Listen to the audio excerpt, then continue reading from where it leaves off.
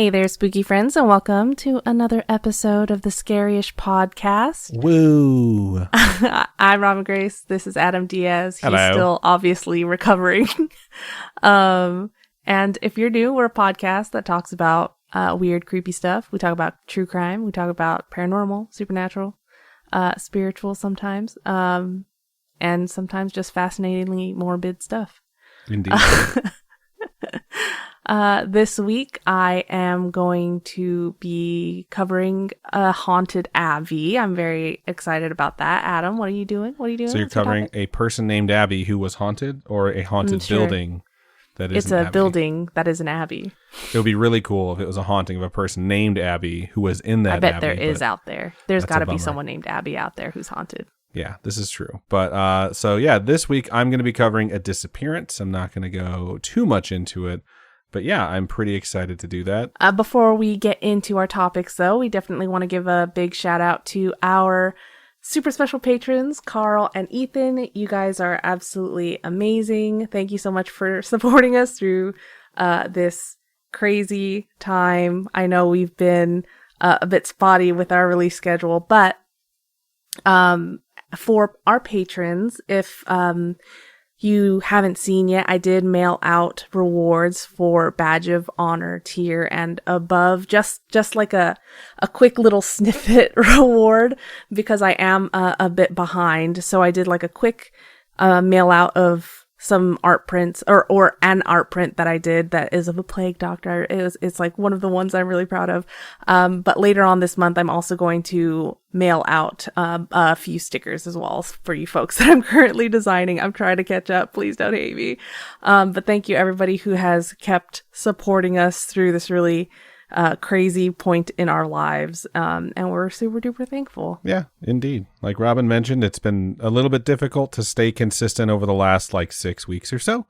I will say that we talked to you guys about some of the stuff that we went through recently. And then, everything's winding down. Obviously we had someone pass away. Funeral services, family in town, lots of stuff going on.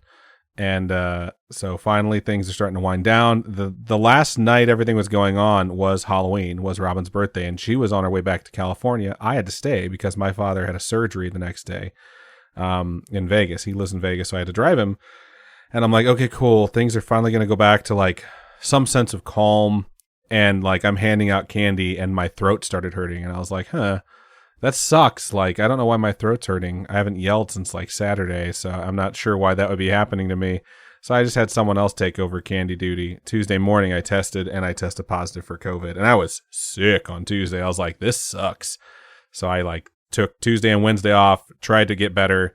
Wednesday I was the sickest I've been in a very long time. I was like, this fucking is not good. I had heard COVID will kick your ass, but I was also not sleeping because my throat was so raw. It was just such a bad sore throat that any snoring or breathing was waking me up. So I was waking up every 10 minutes, just miserable. The goal was to try and get an episode recorded, but I had no voice on Thursday. I had an interview I had to do on Tuesday actually. With just some people, which is funny because it was a voice acting. It's for a voice acting job that I booked. Shout out to Garrett. He actually was the one who hooked me up with this, and I was supposed to sit down. We're going to go over scheduling and things like that. It's nothing exciting. It's not a cartoon. It's just some corporate stuff. But I was like, so my voice sounds like this. It hopefully won't sound like this when it comes time to record. And they thought it was just hilarious. They're like, you shouldn't have taken the meeting. You should have definitely just slept. But they were very sweet about everything. And basically, I think I started feeling better on Sunday. And then Monday, I was like, all right, I think I'll be good to go for the show. So that's, kind of why we didn't have an episode. Not kind of why. That's fucking why we didn't have an episode last week, is because I had COVID and it kicked my ass pretty hard. So that said, I think I have a good topic this week. Robin, do you think you have a good topic? Yeah, I think it's fun. It's interesting. Right on. It's you know me, and my favorite things are mixing hauntings and history. So right on. Yeah, I would say that's pretty accurate, and I'm excited to hear about it. So let's not delay this any further. I mean, everyone knows how we've been. We've been shitty as fuck. That's how we've been. Life has kicked our ass. That's so messed up, but accurate. Life has kicked our ass the last 2 weeks, but We are back, so let's get into this fun stuff. Robin, go ahead, take it away. Let's hear your wonderful topic. All right. I don't know about everyone else, but after all this COVID and lockdown and really not being able to travel as much, I am sitting here and I have the biggest itch to want to travel. Japan just opened its borders to tourists that can actually just go, and I really, really want to go. But another place that I'm really interested in going to is Europe, specifically places like the United Kingdom and its surrounding areas. Even though to me, London is probably the place that I would want to visit the most, I also really want to visit Ireland. I know, I don't know if you actually want to go, but I would love to see some castles. I want to drink Guinness in like an authentic Irish pub. At the proper temperature. Yes. And I feel like this area of the world with all its history and it has its fair share of haunted places. Its fair share of ghouls, ghosts. I'm sure there's even a demon or two somewhere around there. There's gotta be. I mean, we've covered so many topics. There has to be so much there. I enjoy watching videos and documentaries about kings and queens, and a lot of which have ended up horribly. They've had horrible fates, I think it's funny you talk about the United Kingdom and wanting to go there knowing what your interests are, and you've never fucking seen Braveheart. Like, you've never seen The Legend of William Wallace as told by Mel Gibson. I watch a lot of stuff, Braveheart. I watch like Outlander, which is totally not historically accurate. Whoa, I thought Outlander was a documentary. That's why they had to put so much rape in the fucking show. Like, it's unbelievable. But I enjoy watching a lot of stuff. I mean, I watch way too much stuff, but established countries like these have a lot of places with a lot of history and a lot of burial sites. And within these burial sites are a lot of bodies. So lots of bodies probably means lots of ghosts. And when there are a lot of beheadings and murder, tragedy, pretty much, I would assume lots of ghosts do in fact exist. And again, we've covered so many of these locations that are supposedly haunted, not just in the United Kingdom or anything like that, but all over the world. But this episode is going to be about one of these haunted locations in Ireland, and I don't necessarily want to go there, but I thought it was really fascinating, the history of these supposed hauntings. And history and hauntings, again, they go hand in hand. You can't necessarily have one without the other, right? No, Wow. JK. I don't know, who knows? But I Ireland think you can have history without hauntings. I don't think you can have hauntings without some form of history. But like throughout history, right? Horrible stuff has happened. Lots of war, lots of battles. Those have to equal ghosts. It has to. I'm saying hauntings definitely stem from history, but like not all history leads to hauntings. There's good stuff that happened in history too. Okay. That's true. You're right. Maybe the ghost of good deeds. Well, no. Okay. Say someone really good dies, right? Someone who's done so much good in their life. Okay. Do you think their spirit would also hang around and kind of help people like guardian angels do? I mean, do they have unfinished business, or are they going to heaven and filling out an application for guardian angel status? Because do you have to fill out an application, or do you just get sent back down? Like I don't think. Shia LaBeouf Well, yeah, you have to go up. I'm pretty Constantine. sure to get like the guardian angel stamp of approval, and then like your wings or whatever. Obviously, I'm not subscribing to any specific ideology for that. That's just my bullshit. That's in my head. That's my headcanon for how that works. I don't think you can die and instantly become a guardian angel. I think you got to go up and then be like, all right, like I'm applying for guardian angel status. Here's the people that I'd like to look after. And they're like, okie dokie. And then they, hand you your bow and arrow and they're like, never mind. You're not Cupid. Bow and arrow. Okay. Anyway, okay. So places like Ireland that have a lot of history, they're obviously going to be covered in these little treasures, these haunted locations that are scattered throughout the hills. And nunneries and abbeys just happen to be one of those things that aren't necessarily uncommon throughout the country. I mean, at one point in history, right, there were so many of these abbeys and churches and nunneries, things like that existed throughout Europe, period. Haunted ones are probably a bit more rare than how many actually have existed. But if you happen to live in Ireland and you're like, nah, dog, haunted abbeys are like dime a dozen, let us know. I worked with a guy who was from Ireland. No, shut up. Really? He was born and raised in Ireland. He'd been there for like 20 years. He moved to America. We got along really well. His name was Alex. I wound up getting promoted for a position he wanted. So he decided he hated me after that. But like he said his favorite thing to do was to like ask tourists when they were driving around, like, hey, where are you from? And if they're from specific country, which I will not name, France, he would send them the wrong places. They'd be like, do you know how to get to this place? Be like, oh, yeah. And then he'd tell them the absolute wrong directions just to be a dickhead to them. Just because that's something that he did. So it's like, when he told me that, I was like, maybe I don't want to go to Ireland. I'm not French or anything, but who knows? Maybe someone over there is just like, American, huh? No, I won't help you. They got Google Maps now, you know? Maybe you don't need that. Someone telling you where to go anymore. Just follow your Google Maps. Or take a tour group. That's probably safer. But you know how much we all love this haunted stuff. Maybe I wouldn't be interested in staying overnight or anything at any of these places, but I think it would be cool to visit some of these haunted castles or abbeys and just these really interesting locations in general. In the county of Limerick, about 2 miles southeast of the village of Shanagolden, probably saying that wrong, lays the remains of St. Catherine's Abbey. The existence of this Augustinian abbey is supposedly one of the first to ever exist in Ireland. It's not sure exactly when this particular abbey was built, but first reports of it date back to 1298. I was going to say 1928. That's too recent. 1298.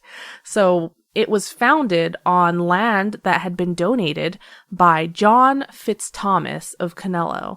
I'm not exactly sure who this person was, but they were able to build this abbey on top of this land. And this abbey is a piece of medieval history that just can't leave its dark days behind it.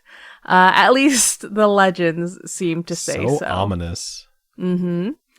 So a popular legend surrounding the property involves the graves at the abbey. Not necessarily graves in general, but more specifically the burial location of a particular countess of Desmond.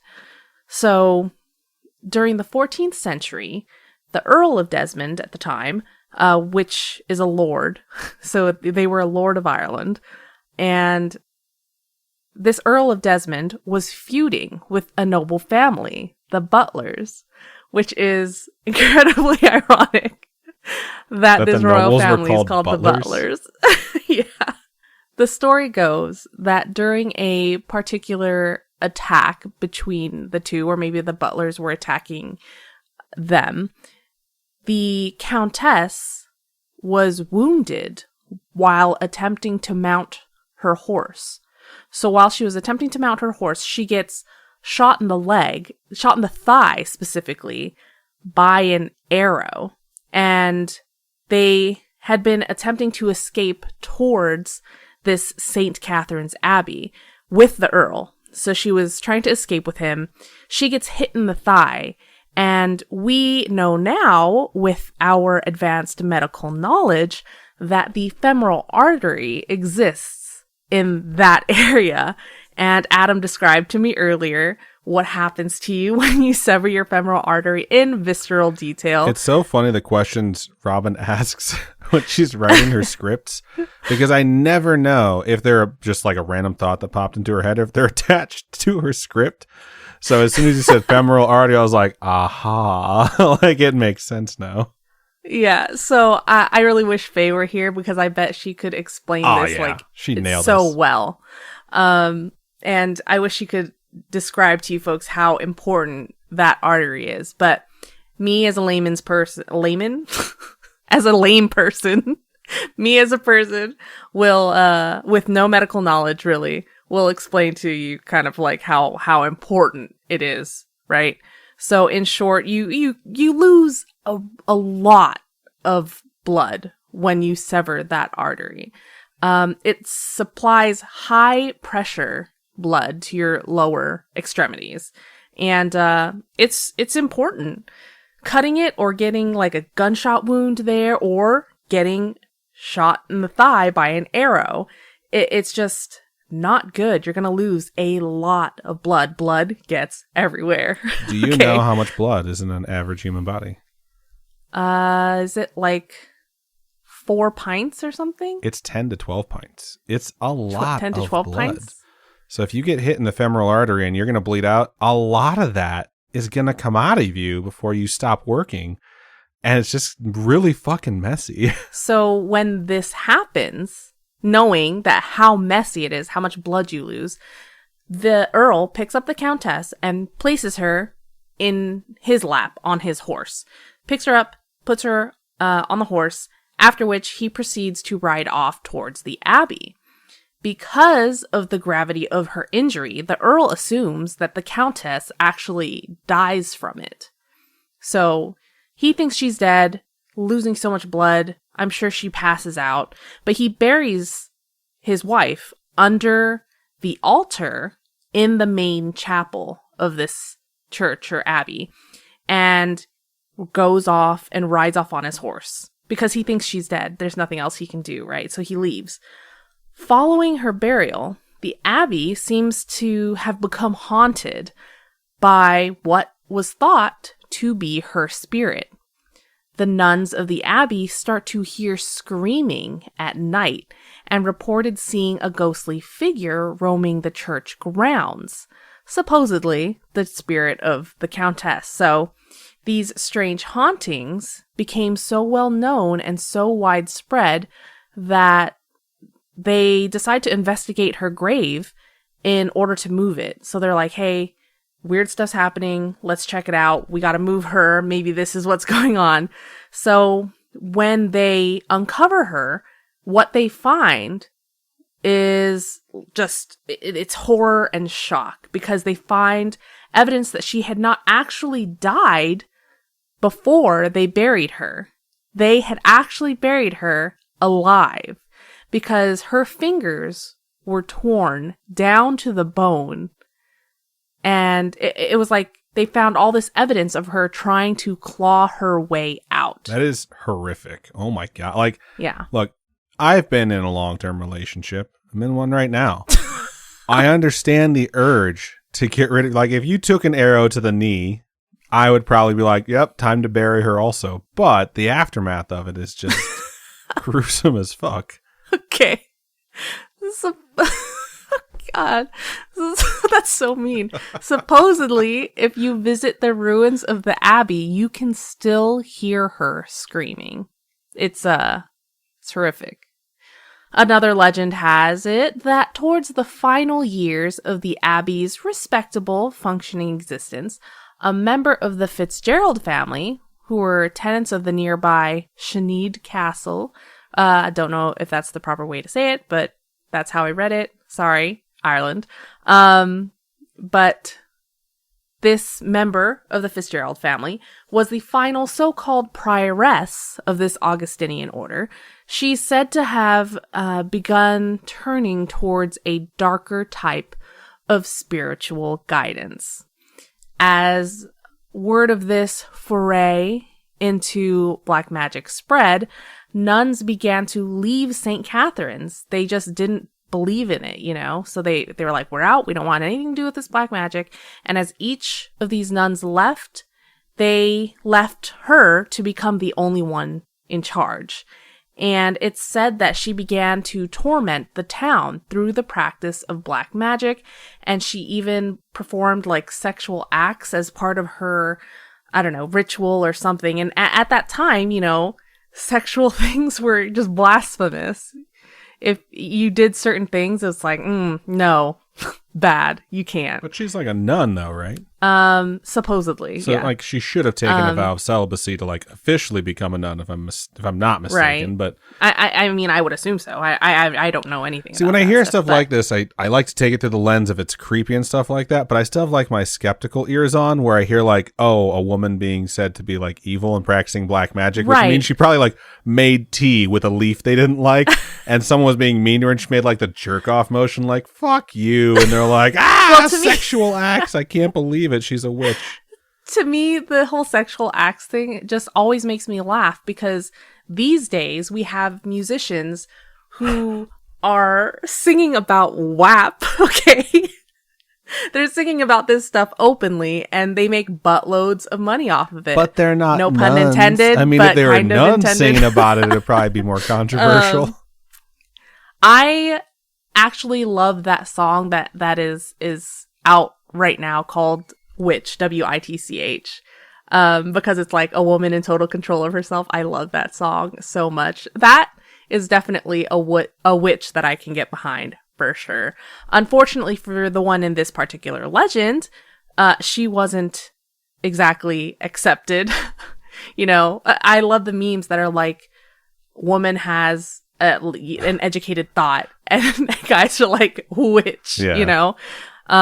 So who knows what it was like for this person back then, but word of this person doing these things, supposedly doing these things, reached the ears of the Earl of Desmond, who apparently was documented having said that the nuns at this particular abbey were quote unquote leading loose and dissolute lives, which is #rude, but whatever. It was Pope Martin V who, once he got word of the supposed black magic, issued a decree in 1432 that actually shut down the abbey. Shutting down the abbey wasn't enough for the local villagers, apparently, because based on these supposed acts of heresy and evil, she was convicted of witchcraft and was executed. Jesus. Of course The room in which she lived gained the moniker of the Black Hag's Cell after her death. Why the Black Hag, you might ask? Apparently, she was killed and her face and skin turned completely black as if she had been burned. Some sources say that she was actually burned, which makes sense for punishing supposed witches back in the day. I mean, it could be that, or it could be that it's because she dabbled in black magic, so Black Hag Cell. Other sources say it's because she mostly practiced this magic at night, and all passersby could see was like the black of her silhouette against the sky. So, you know, it's lost to time what the truth was, but timelines don't necessarily match up when you deep dive into it, which happens a lot when you cover history topics and things like that. Like the existence of this pope, right? Doesn't necessarily, when he shut it down, doesn't necessarily match up when this person may have existed, or the earl and countess existed, or things like that. So it gets really confusing, but people like the earl and countess did exist. The pope existed. Which countess and earl were there at the time, though, is a little bit harder to pinpoint because anybody who takes over that role becomes the Earl of Desmond, and there have been different countesses of Desmond, apparently. I tried to Google it. A number of women came up, so it gets really confusing. But they did reopen the abbey at one point, around a century later. But once King Henry VIII came into power in the 1500s, he closed it again in 1541, and he also closed a bunch of other churches and abbeys while he was in power. And I'm sure I've mentioned his name a number of times throughout our episodes because we've covered a number of different churches and he was not kind to them. All that's left behind of this abbey now is the old remains of the church, and I guess pieces of a rectory further south of it. There were some modifications that were made to the abbey in the 15th century, probably when they reopened it, that included a window to the church and adding a doorway to the north. Based on the previous episode that we did, or I did, where I covered churches, having a doorway to the north isn't necessarily bad, as it's not as bad as having it facing the wrong direction, east or west, right? So I don't think that has anything to play into the hauntings. I don't think there's any super bad spirits or demons like that. But those that have visited the Abbey do note that they do feel a presence there when they go, regardless of who this entity may be. So maybe it's not necessarily, the countess who was buried under the altar, or this witch, this black hag that was burned or killed, executed. It could be something else, who knows? But people do definitely feel something when they go there, so that's fascinating to me. But yeah, that's the haunting of St. Catherine's Abbey. So you don't want to go there, though?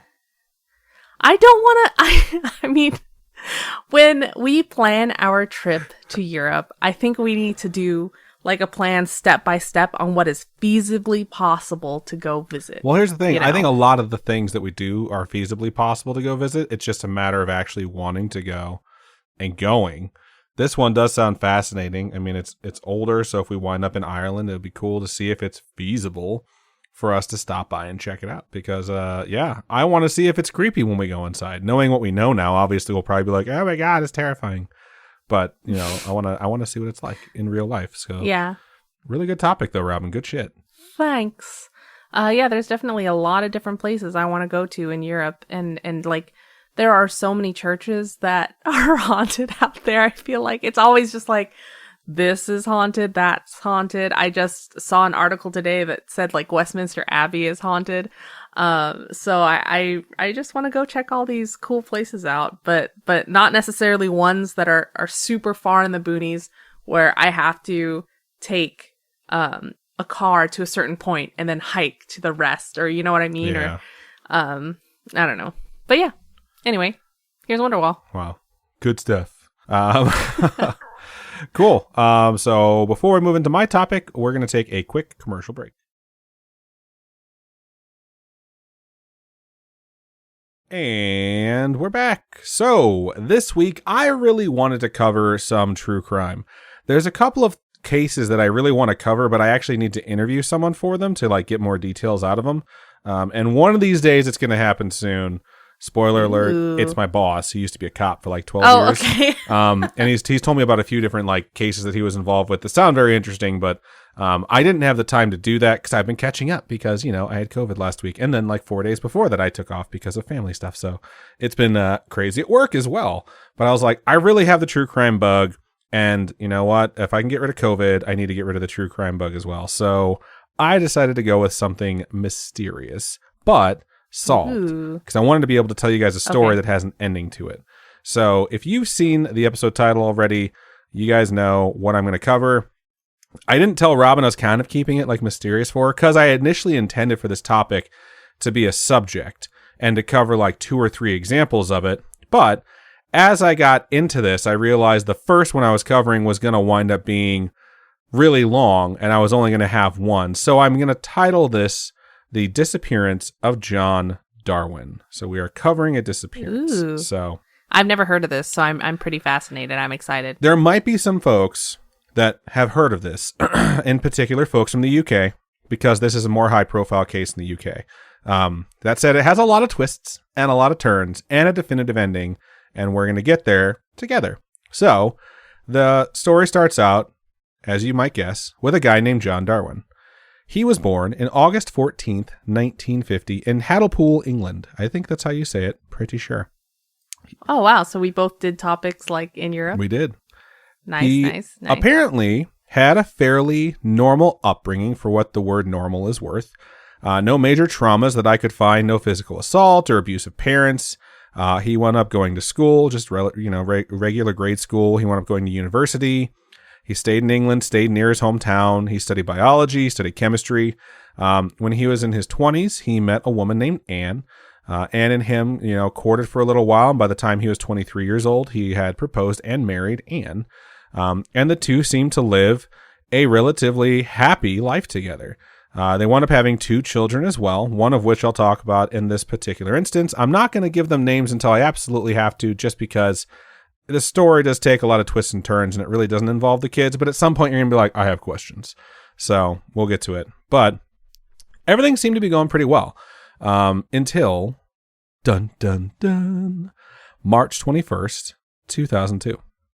On March 21st, 2002, John decided he was going to go for a kayak ride in the morning at a place called Seaton Carew. Seaton Carew is like a seaside resort near the town he lived at in England, which was still very near where he had been born. So folks recalled seeing him paddle out to sea, something that wasn't a rare sight as he enjoyed kayaking as a hobby in general. His kayak's name was actually Orca, which I think is cool. Nice to name your kayak. That's such a cute name for a kayak. Right? I didn't know people actually named their kayaks. I know people named boats, but kayaks, okay, kayak is a type of boat. I can see that. Got it. People like to name stuff, so I don't begrudge anyone that. I've named almost all my cars something, so it makes sense that if you're attached to something, you would name it. My mom names her bikes. They're usually named after whatever name is painted on the side of them, so she really just names them the brand they are, but hey, we like to name shit. He was actually still scheduled to work that day. He was going to work in the afternoon, and he had gone out fairly early. When it came time for him to arrive to work, he wasn't there. And his coworkers were like, John's late, huh? That's weird, whatever. And they laughed and drank some tea probably and went on with their morning. But as time went on, John continued to not show until at some point his boss was concerned and he reached out, but he could not get a hold of him. So he instead reached out to his wife, Anne. His wife said, he went out kayaking this morning. He should be there, though. So someone, I don't know if it's the wife or the boss, they rang up Seaton Carew, the place where he was at, and they asked, hey, can you check and see if he's come back in yet?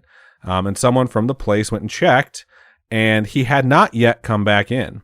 So they're like, oh, shit, he should have been back a long time ago. So then they were all worried. So they told this seaside resort, he's missing. Like, he should be back by now. He knew that. We need to go look for him. So he's officially declared missing at this point. The search they start for him is relatively small, but they have like employees and like lifeguards starting to go out for him, but they get the authorities involved, and very, very quickly it increases in scope. It gets enormous. They wound up covering 62 square miles of coastline searching for him in hopes that they could find him. And after the first 24 hours, which, as everyone knows, during disappearances are crucial because your odds of being recovered successfully and alive drop dramatically after the first 24 hours of being missing, he still had not been found. All they had actually wound up finding the next day, in fact, the morning of the next day, was his double-ended paddle that was seen in the water floating very near the seaside resort. How do they know that it's his paddle? I don't know. It probably had his name on it. Probably was like, this is John's. All right. They find it and they're like, okay, cool. They continue the search that day, and sure enough, the wreckage of the Orca wound up being discovered at 5:30 p.m. local time by a police spotter plane overhead, and it was recovered by a Coast Guard lifeboat. A very odd detail was released when they recovered it, and it was that a yellow waterproof jacket was discovered with the kayak, which you would imagine would be on him, but instead it's in the kayak that they're recovering. So it's like he had to take it off. Or he just never put it on, or, it's a lot of speculation for what could have happened in this case. Or he had two, Okay. His family gets brought in to examine the wreckage of the kayak, and it is indeed the Orca, and they're very upset. The official statement comes out from police, and it says, quote, it was in 2 or 3 parts. You figured they would tell you if it was 2 or 3. The family have attended. There's no sign of Mr. Darwin, end quote. And that's the last thing they say publicly after the second day. And they continue searching the area, but at this point, the hope of recovering him alive is dwindling. Primarily because it's been almost 36 hours since he went missing. They found his paddle, they found his boat, which is fucked up, and they have not found him, which means he's either out at sea, staying afloat, he is washed up ashore somewhere, and they haven't found him, or he's dead. So the search winds up being one of the largest the area had seen in recent years, and they just continue searching. But after the 4th day, the search starts to get scaled down. Less resources are committed because at this point, they're not anticipating that they're looking for a person lost at sea. They imagine they're searching for a body to recover, which has likely sank. So they search more, they scale it back further, and after what was a long and excruciating search that probably simultaneously for the family felt like it went too quickly, the search does wind up being called off. And John Darwin is officially lost at sea.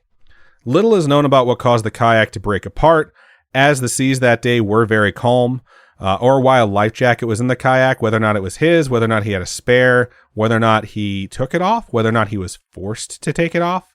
But the entire thing was as mysterious as it was tragic. And his family winds up having a funeral with an empty casket. The community mourns, and eventually everyone moves on. And as years pass, people around town began to say that they believe he's haunting the town or the coastline, because every now and then people swear to God they're seeing him, and it's really fucking them up. And it starts to become this local legend of this guy who was lost at sea, and you can see his ghost sometimes, whether or not, you know, he's trying to tell you what happened to him or he's trying to prevent someone else from being lost at sea. You know, no one quite knows, but there starts to become this ghost story, this legend about John Darwin showing up around town, in particular, like around the area he was last seen. So people always suspected foul play in John's death. Like, he would go kayaking pretty often. They thought it was very weird that he was never recovered. His life jacket being off, the fact that his kayak had been fucked up, people are like, something's off about this. It never quite sits well with most folks, but time marches on. And then, on December 1st, 2007, 5.5 years after John Darwin died, a man walks into West End Central Police Station in London with information that will blow this case wide open. The man that walked in there is John Darwin. What? Okay. John Darwin walks into this police station in fucking London, which is like, it's like someone disappearing in like a suburb and then showing up like fucking downtown, the biggest metropolis nearby, you know? He's not from London. He wasn't living there when he disappeared. It's like if I went disappearing in Northwest Indiana, where I grew up, and then when I came back 5.5 years later, I walked into like the police station downtown in Chicago, Illinois, you know? And so he just walks in and he's like, my name is John Darwin. The last thing I remember is being on my kayak in 2002. After that, I just sort of came to today, and I was in London, and I'm trying to figure out what the fuck happened to me. And the police are shocked. They're like, what the fuck is happening? So they help John. They call the local authorities that have presided over his case. They have him medically examined, where the only thing that seems plausible to them based off his health is that he has suffered a very long bout of amnesia. And they, of course, call his ex-wife or his widow. And she had actually recently moved from the town they had lived in together. She had been there, I think, until 2007. So she had moved just a few months prior to this. And they tell her like, hey, weird story. So John's alive and he's here. And she is just over the top. She is so happy to hear the news. It's a miracle. Maybe it was a time slip. Something happened to him where he teleported.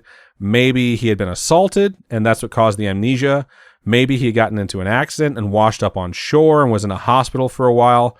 No one quite knows. There's tons of speculation. Once the news gets out, John Darwin is alive. So obviously this turns into a big thing. It's a big story. And then the police are like, well, we have to figure out what happened. So they begin to investigate. So the place the police decide to start the investigation is actually the ghost stories.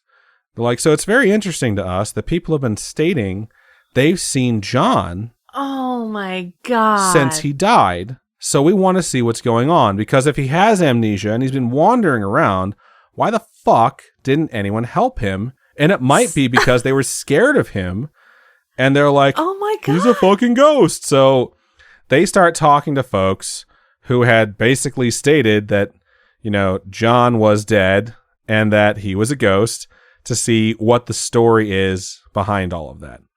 So there's a man that's named Lee Wadrup, and he is actually a resident of an apartment building. They're called something different over there, but I just decided to go with apartment building.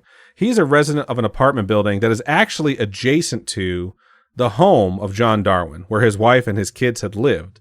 And they're like, hey, we heard that you had a story that you were telling people that you had seen John, or you had seen the ghost of John. And this Lee person states like, yeah, I did see him. And they're like, we want to know what happened. And he says, so one day in 2002, after John had died, I saw what appeared to be a person who looked exactly like him. And he basically says, like, since I told this story to people, they have turned it into, I saw a ghost. But I didn't see a ghost or a ghastly apparition or like someone that was transparent. I saw a person that looked exactly like John Darwin. And I decided that I was going to approach him to see if it was him. And the closer I got, he seemed to be upset that I was approaching him. So Lee walks over to this mysterious man and says, quote, aren't you supposed to be dead? And this mysterious man's reply is, don't tell anyone about this. Oh my God. And I'm not sure in the manner in which this was conveyed, but Lee decided, I'm not going to get involved in this shit. I'm not going to the police. I'm not going to tell people about this. But of course, like anyone does, he tells a secret to a few folks who then tell a few folks. And then it takes on its own legend of he saw the ghost of John Darwin. It was then found that a man had used John Darwin's home address to obtain a passport. And that passport had the name John Jones.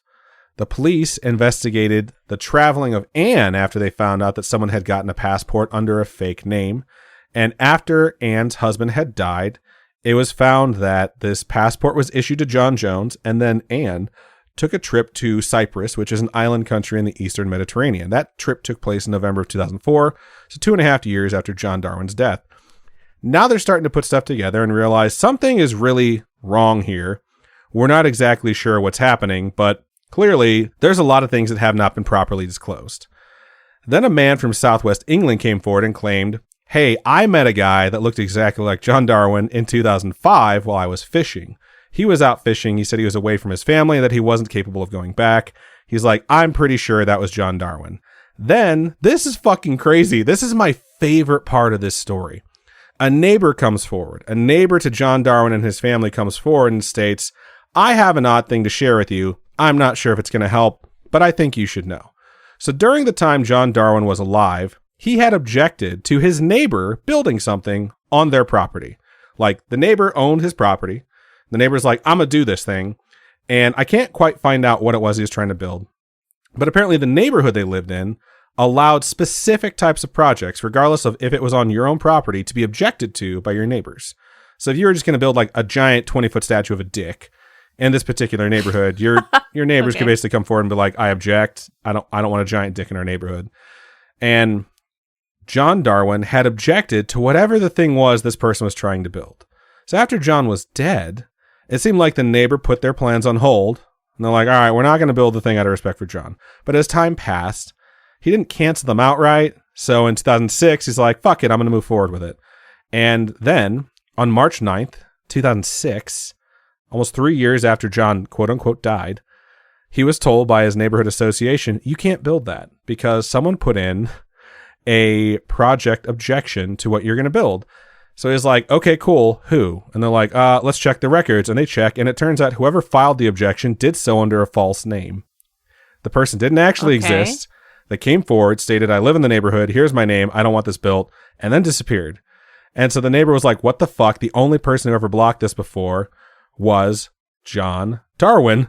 Why is this happening now? He's supposed to be dead. So, this guy comes out. He comes back from the dead just to say, fuck you. Pretty much. Yeah. So the police are like, idiot. This is weird and obviously very dumb. And then some folks started to raise a stink about like, there's a mysterious person who objected, and the neighbor always thought it was suspicious. When someone passes, we tend to remember them fondly, especially when it happens. And as time goes on, we start remembering them accurately. We remember people for who they actually were. And more comes out about John after his quote-unquote death, the more time goes on. And some of the more talked about things, once time has passed, are not exactly noble traits that are being brought up. So folks would say stuff about him that when you hear them, you're going to be like, why wouldn't they just say this when this happened, when he disappeared? Because maybe people could have paid attention a bit more. The first thing folks started talking about, like a couple years after he'd passed away, was that John had actually bought up a bunch of properties. He owned their home. He owned the apartment building directly next to their home. He owned some other spots of land and some other buildings within the town. And it seemed like it was a hobby of his to just sort of collect this shit. Another thing people would talk about when it came to John, and his wife Anne also used to say this too, is that John was always, his entire life, a guy looking for a, quote, get rich quick scheme. Like, that's what he was looking for. So one of the other pieces of the puzzle began to come to light was, of course, about their financials. So the Darwins, despite owning a lot of properties, were also the proud owners of a mountain of debt that seemed to be burying them slowly. And the couple had been known to fret and argue about how to handle this, and it seemed to be the primary source of stress in their marriage and their lives in general. Anne apparently had tried to warn John about the hole they found themselves in, but he would ignore her, and apparently just made financial moves thinking that he was going to get them out of it, but he would just dig that hole deeper. So the other thing that comes to light during this investigation, which probably wouldn't be a shocker to anyone, is that John had well over $1 million in life insurance on himself when he died. So, wow. Like all good detectives, what you really need to do is follow the money. So in 2006, the apartments directly next to the family's home were transferred out of Anne's name, who it went to when John died, to Mark, their son. After it's transferred to Mark, in July of 2006, Anne decides to visit Panama, and while she's down there, looks at properties. And this is so bizarre. She's down there looking at properties, and the realtor she's with is like, can I take a picture of us to post on the social media for my property management website? And she's like, yeah, sure. I'm not sure what social media is. It's 2006. What is that anyways? So this person takes pictures, posts it on their website and their social medias to document it. And some folks look at those pictures and they say, Anne has a new boyfriend, because Anne was down there with a dude while she was looking at properties. And they zoom in on the picture, and guess what? That dude is fucking John Darwin. What an idiot. They move the apartments next to their home into their son's name. They sell that apartment. That money gets transferred from their son's name to a bank account in Panama. Then a company is formed called Jaguar Properties under the name of Anne and John Jones. And then they purchase a 2-bedroom apartment with that shell corporation down in Panama. But there's a problem. In the years after they buy this place, the nature of their stay in Panama needed to become permanent. It was temporary because they were there visiting, and they're told, like, you need to figure out your living situation or you need to get the fuck out. So they try to get this thing called an investor visa.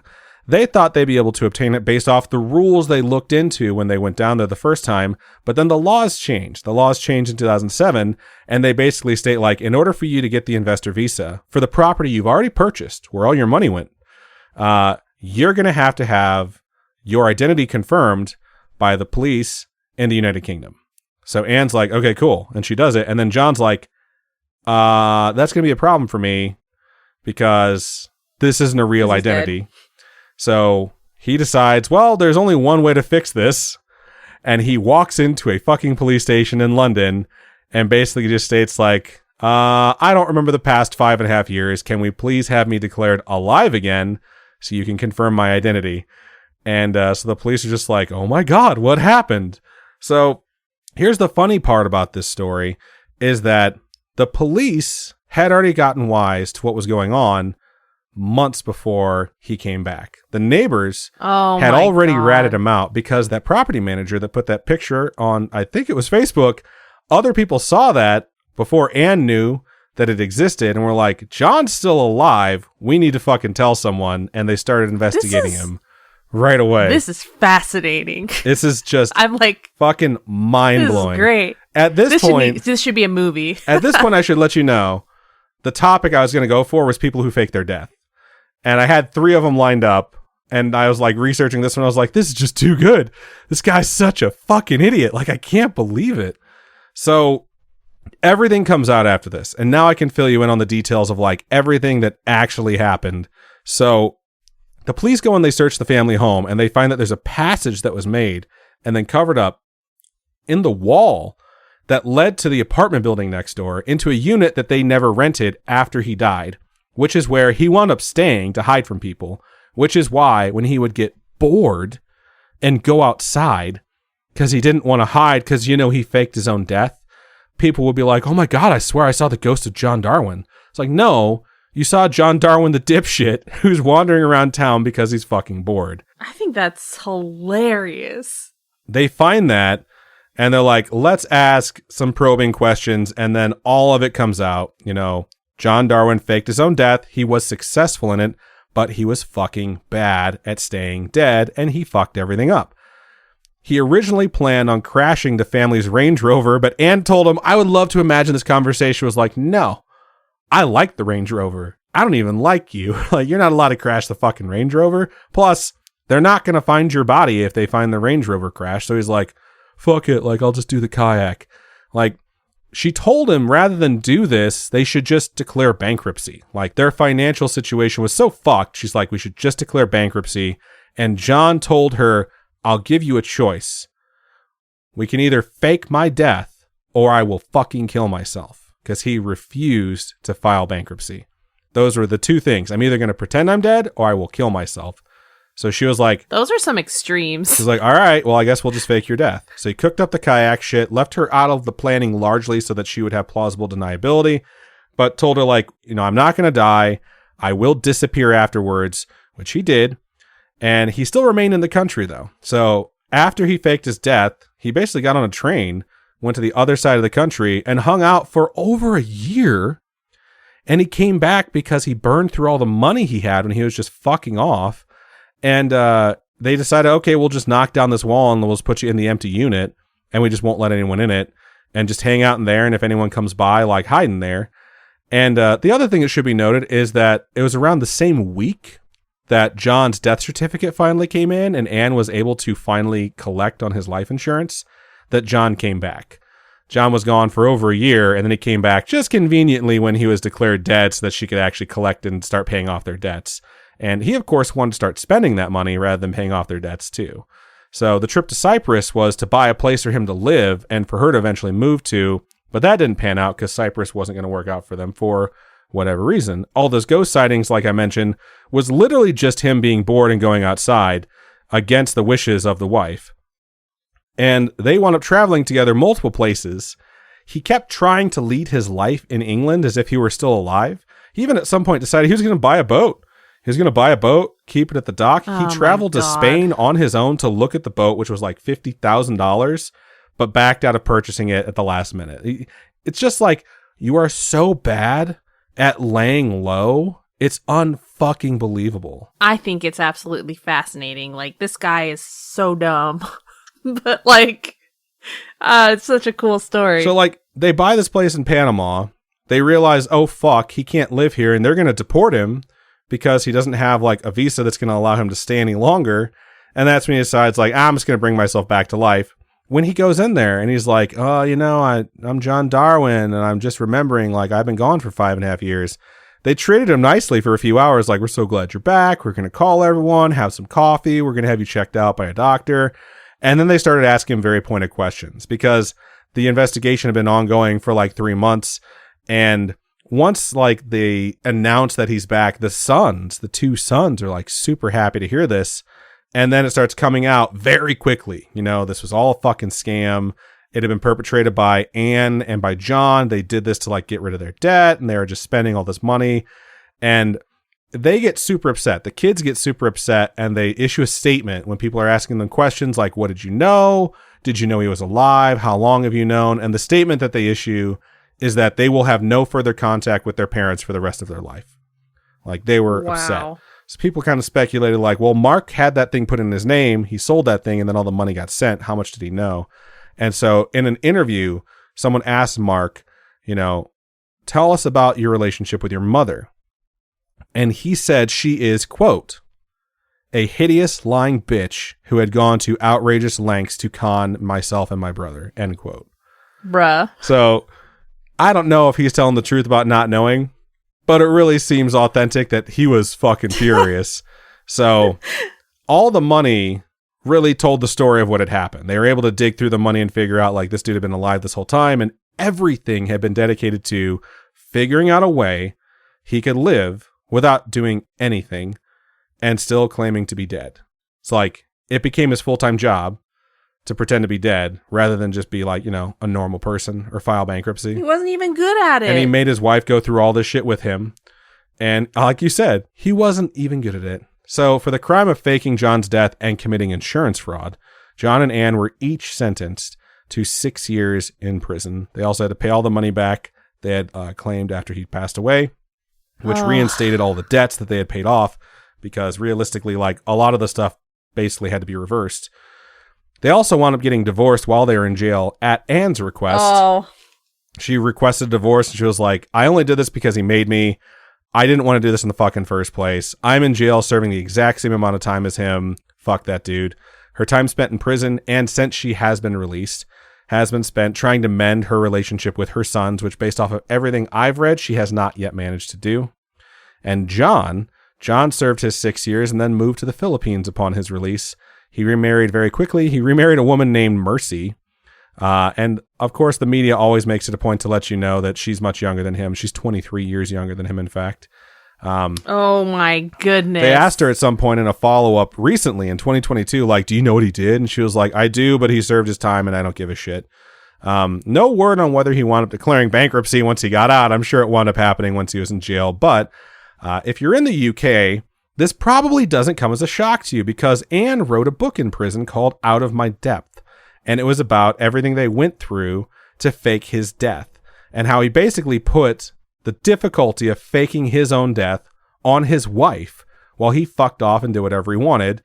And it's actually been picked up and turned into a 4-part miniseries that ran on ITV. What? ITV is a British network like BBC. In April of this year, it's called The Thief, His Wife, and the Canoe, which is just such a great fucking title. Oh my God. So this isn't really a story I need to offer up a hypothesis for. Like, this is true crime, death, not really. Deceit, absolutely. Betrayal, lots of lies, and all confirmed. And it's definitely fascinating. I did not realize. It's so fascinating. I did not realize until I covered this that the primary charge resulting in this shit is just fraud. Like in the UK, I was like, okay, the UK laws must be kind of lax on like faking your own death. So I looked it up in the United States. There is no state or federal law that makes it a crime to fabricate your own death. There's just not. The only thing that gets you in trouble is the fraud that results from it. That's the crime. So if you try and claim your insurance, if you try and dismiss your bad credit, basically all the financial implications that have to deal with dying, it's like, that's the crime. So you basically, if you faked your own death, but you're never declared dead, there's no crime. It's just like, you severed all your social connections, but if you keep your bills running, you're not going to go to jail. So it's not illegal. How are you going to work? It's something I work from home. I could literally have a fake funeral for myself, have all of my neighbors think I was dead. And if they gave me shit, if they gave my family shit and said like, oh, I'm so sorry for your loss, but they never communicated that I died, that's just their assumption. And it would hold up in court that it's just like, well, they gave you that money because they're fucking dumb, basically, and they're nosy. And it's just like, I don't know. Like, could I run an obituary for myself in the newspaper? And like, it's not like an obituary is like, a death certificate. And then just see what results of it. Like, I just tell my boss, like, hey, I'm going to stay in the house like it's quarantine 2.0 and just avoid like all my social connections and just make my friends all think I'm dead. Like, don't tell anyone, okay? And he was like, yeah, whatever. Like, I could keep paying my bills. I could keep working my job. Like, it's just fascinating to think about what sort of fucking loopholes are out there now that I know that faking your own death is not a state or federal crime in the United States of America. It's just the fraud that results from it. And even then, this fucking dude served 6 years. He lived high off the hog. He lived it up for 5.5 years from his own money that he got from dying. And then he gets to go spend 6 years in jail where people paid for him to fucking live in a place. So it's just like, it's one of those crimes where I'm sitting here, I'm just like, was it worth it? Like, if he was better at it, would it have been worth it? Because he was bafflingly stupid.